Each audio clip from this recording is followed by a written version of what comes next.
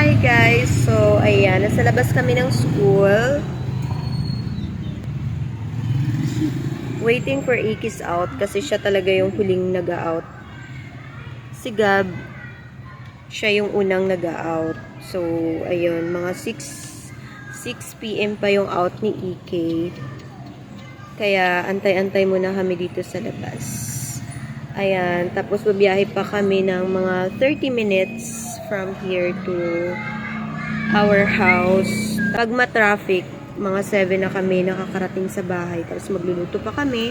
Sa afternoon, kakain na kami.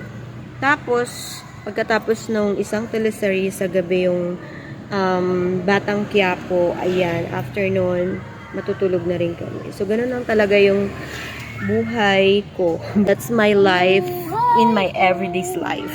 Ano daw? Ayun, that's my everyday's routine. Nagkwento pa si Mother. Medyo boring tayo dito, B. By the way, guys, pag may kailangan kayong aircon pala, don't forget to message me or comment down below.